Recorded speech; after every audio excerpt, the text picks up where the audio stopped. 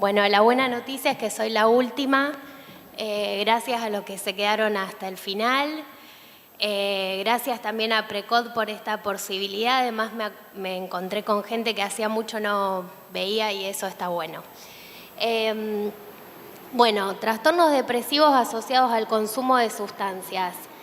Me quedé pensando algo que dijo Cecilia que para mí es sumamente importante y es que como acá mientras armaba la charla no sabía quién se la iba a contar, entonces si se van con la idea de que es un estado depresivo a diferencia de un duelo y que eso puede tener comorbilidad con sustancias y si lo detectamos estamos haciendo prevención de abuso de sustancias, yo ya me quedo contenta.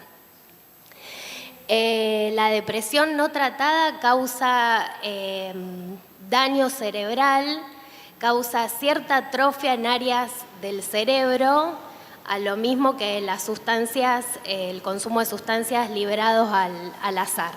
Así que me parece que es un tema no menor. Bueno, la depresión es un síndrome, así como Tania caracterizaba la psicosis como un síndrome, la depresión también lo es, y está caracterizada por un decaimiento del estado de ánimo, una disminución de la capacidad de experimentar placer, que es lo que le llamamos anedonia, una disminución de la autoestima y tiene manifestaciones en todas las áreas, en el área de los afectos, en el mundo de las ideas, en la conducta, en la cognición, en las manifestaciones vegetativas, motoras y causa gran repercusión sobre la calidad de vida y sobre el desempeño laboral, académico o social de las personas. Y bueno, y lo que nos interesa es que estos trastornos psiquiátricos tienen comorbilidad con el abuso de sustancias, así como con otros trastornos. Suele estar subdiagnosticada, la depresión es la consulta más frecuente que tenemos los psiquiatras y a su vez la consulta más frecuente de los médicos no psiquiatras, sobre todo cuando tienen manifestaciones en el área somática, cuando en lugar de manifestarse con un dolor emocional, se manifiesta como con quejas somáticas múltiples que no tienen una explicación médica.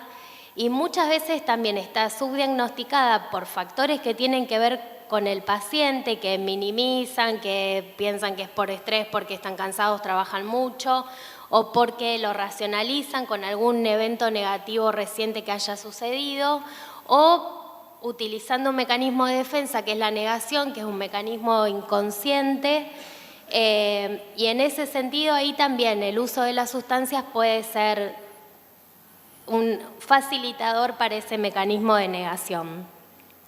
Y por parte del profesional, bueno, creo lo que ya les comenté del enmascaramiento somático, también cuando aparece en el uso de drogas, a lo mejor uno se queda con solamente la predominancia de las sustancias y todos los cuadros que son a lo mejor más rembombantes, y no se ve la depresión subyacente. Otra es la falta de tiempo, del espacio mental de profesional para contactar con el dolor del paciente y otra es la confusión con un duelo. Y entonces en el duelo siempre va a haber una pérdida que es de un objeto amado, que la persona tiene plena conciencia de esa pérdida, que puede durar meses, que tiene, bueno, el desencadenante es claro, que es la pérdida y todo lo que se sientan, las ideas, todas las vivencias tienen que ver con esa pérdida. Hay algunos síntomas que harían pensar que no estamos dentro, digamos, de un duelo normal, que tiene que ver cuando la persona tiene pensamientos de muerte, cuando tiene sentimientos de no valer nada, cuando hay un desprecio por uno mismo, cuando hay un enlentecimiento psicomotor. ¿La otra? Y estaríamos dentro de un trastorno depresivo mayor, como le decimos los psiquiatras, cuando hay un predominio de todos estos síntomas. Sí o sí tiene que haber un estado de ánimo deprimido, la anedonia, como les contaba, y luego todos estos otros síntomas que pueden ser o aumento o pérdida de peso importante, o insomnio o hipersomnia, agitación o retraso psicomotor, la pérdida de energía, los autorreproches, el sentimiento de inutilidad, culpa excesiva, hay dificultad para concentrarse y bueno, y todo lo que tiene que ver desde fantasías de muerte hasta directamente hacer intentos de suicidio. Todo esto, como decíamos antes, repercutiendo en la vida de la persona.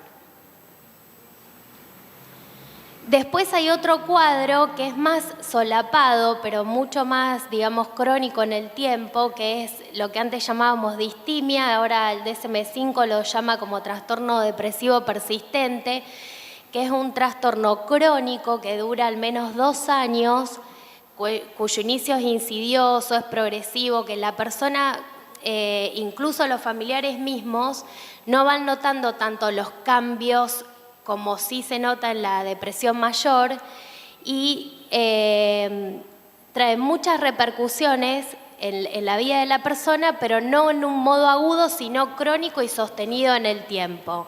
Y este trastorno en relación con el anterior tiene mayor riesgo de comorbilidad con abuso de sustancias que el que veíamos antes. Y después también tenemos el otro gran capítulo, que son las depresiones en los contextos de los trastornos bipolares, que la descripción del trastorno depresivo en sí no es tan diferenciable. Siempre hay que preguntar si hubo episodios de manía o de hipomanía previas, es decir, episodios donde el ánimo fue expansivo o estuvo irritable, o hubo ideas megalómanas, la persona estuvo con menos necesidad para dormir o se embarcó en múltiples proyectos, perdió mucha plata o inició varias actividades y no sostuvo ninguna. Todas esas son episodios maníacos, y de menor gravedad los hipomaníacos. Suelen tener más antecedentes heredofamiliares que las depresiones que no son en el contexto de la bipolaridad. Pueden cursar, como dijo Tania, con componentes francamente psicóticos. Tienen mayor riesgo de autoagresión y heteroagresión, mayor riesgo de suicidio, y la comorbilidad con el abuso de sustancias, que se da más frecuentemente con alcohol, seguido, bueno, ahí no se alcanza el proyector, está cortado, pero no importa. No, volvé para atrás. De alcohol, de marihuana, lo que es de distinguir es que en la bipolaridad el abuso de sustancias se da más en las fases maníacas. ¿Se acuerdan eso que explicó Tania de cuáles eran las hipótesis que podía ser que estén presentes estas patologías duales? Bueno, unas eran que compartan como la vulnerabilidad, la enfermedad psiquiátrica con la de las sustancias. Otra era la de como un intento de automedicación de la persona, que también esta mañana le llamaban como el quitapenas, cuando alguien con cierto dolor emocional abusa de la sustancia. Pero bueno, en este caso, cuando se da en contexto de las manías, es porque la persona en sí está con no tiene aquel freno, hay toda una impulsividad que también lo lleva a una gran impulsividad a consumir sustancias. Bueno, y también, como dijo Tania, todo lo que tiene que ver en los trastornos que son psiquiátricos, cuando hay abuso de sustancias, complejizan el tratamiento, complejizan todo el proceso terapéutico, todo se vuelve mucho más complejo aún. ¿La otra? Bueno, y después el otro capítulo, a lo mejor a tener en cuenta, es el trastorno depresivo que está inducido por sustancias, que también de esto nos contaba Tania, pero en el caso de la psicosis, que en este caso sería un trastorno depresivo que está estrictamente asociado a la sustancia, o sea que se da o en el contexto del consumo y hasta el mes posterior al cese. Todo lo que sea antes o después ya no sería estrictamente inducido por la sustancia. Y tiene que estar, bueno, corroborado por la historia clínica, la exploración física, el laboratorio. ¿La siguiente? Bueno, esto sería para el abordaje de la depresión en sí misma, y es una guía que en realidad está más destinada a médicos de atención primaria. Como estrategias no farmacológicas hay ciertas recomendaciones que tienen que ver con que la persona pueda mantener un ciclo de sueño regular, yéndose a dormir al mismo horario, levantándose al mismo horario, intentando realizar actividad física o sosteniendo ciertas actividades sociales, que en realidad cuando la persona está deprimida hay abandono de todo eso. Cuando las personas son mayores o los que tengan comorbilidades médicas, bueno, una atención integral de las mismas y sobre todo que puedan intentar reconocer los pensamientos que tengan de autoagresión o cuando tengan fantasías de suicidio, que rápidamente puedan tener contacto con alguien para buscar ayuda. ¿La otra? Bueno, esto tiene que ver con intentar detectar factores psicosociales estresantes, que muchas veces ahí tenemos que ponernos incluso en contacto con profesionales del área legal o agentes comunitarios, porque en la red familiar pueden estar dándose situaciones o de abuso, de maltrato, o ciertos problemas económicos, o sea, intentar tener una mirada desde todos los vértices que puedan estar afectados en esa persona que está consultando. ¿La otra? Bueno, esto sería para la estrategia farmacológica, el antidepresivo a elegir, pero bueno, eso después, si les interesa, lo van a tener, es más como específico, me parece. ¿La otra? Bueno, esos son los antidepresivos que utilizamos, bueno, sobre todo en hospitales públicos. De esos hay 3 que tenemos, y bueno, ahí están consignados cuál es su seguridad, los efectos secundarios graves que son inusuales, cuáles son los más frecuentes, pero lo pasamos también.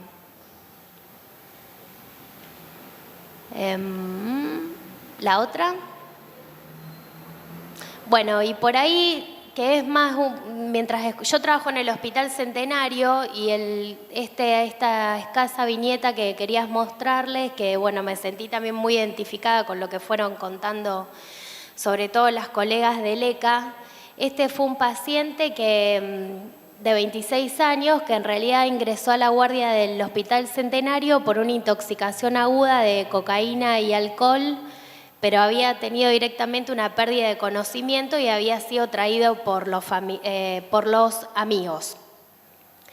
Y bueno, en ese momento, como durante todas las jornadas fuimos destacando, el abordaje es integral, o sea, hay chequeos médicos precisos, se le hizo imágenes como TAC de cráneos, estudios metabólicos, electrocardiograma, radiografía de tórax, y análisis de sangre, las serologías para detectar HIV, hepatitis B, todas las enfermedades de transmisión sexual, que las tuvo no reactivas.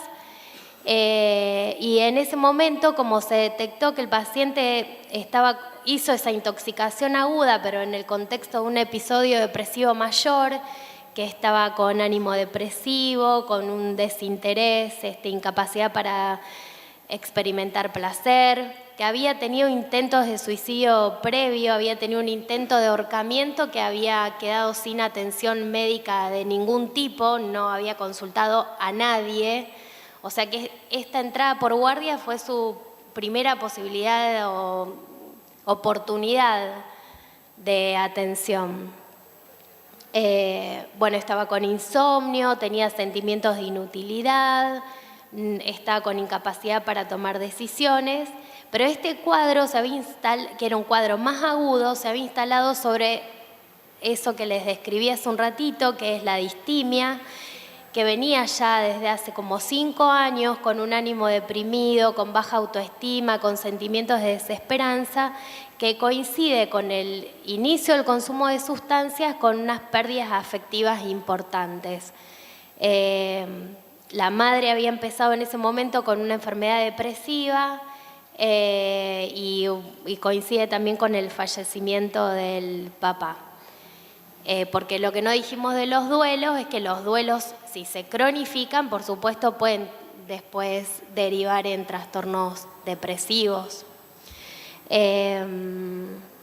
Bueno, y en el último año aparentemente lo que habría desencadenado este episodio depresivo mayor es que quedó desempleado, se separó de su esposa, también por todo el derrotero que trae el abuso de las sustancias, que comienzan a perder lazos de todo tipo. Bueno, y venía con este desánimo, con el descuido personal y con un aumento en el consumo de alcohol y cocaína hasta este grado de intoxicación grande, que fue la primera vez que él dice que tuvo pérdida del conocimiento. ¿La otra? Bueno, ahí hay antecedentes que más o menos se los fui contando. Lo del intento de ahorcamiento, que no es un dato menor para nada. La madre depresiva, que estaba en otra provincia y también producto de su consumo, una relación distante con muchos de sus hermanos. ¿La otra? Bueno, y después, entonces, la internación fue en sala general con un equipo interdisciplinario, que hay psicólogo, psiquiatra, trabajador social. Estuvo internado un mes en el hospital antes de entrar en una comunidad terapéutica.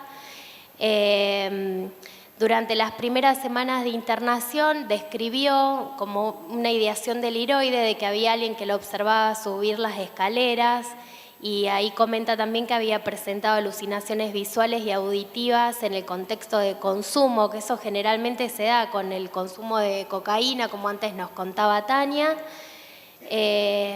Bueno, y en este contexto de la internación hubo una mejoría anímica rápida y también lo que marca un poco la presencia de la distimia es que su ánimo era muy reactivo a las situaciones externas. O sea, él en el ámbito de la internación, de sentirse cuidado y acompañado, reaccionaba muy empáticamente él también. Y durante el transcurso de la internación también hubo como una mejoría en las relaciones familiares porque se fueron acercando y él mismo, bueno, vieron que ahí al lado de la Facultad de Medicina está la Facultad de Odonto, así que él mismo por su cuenta se fue a sacar turnos para arreglarse de cavidad bucal, nosotros ni enterados, y bueno, eso marcaba cierta mejoría también, ¿no es cierto? Bueno, y ahí está la medicación que fuimos utilizando y bueno, era un poco eso contarles y medio rápido porque estamos todos agotados, así que eso es todo.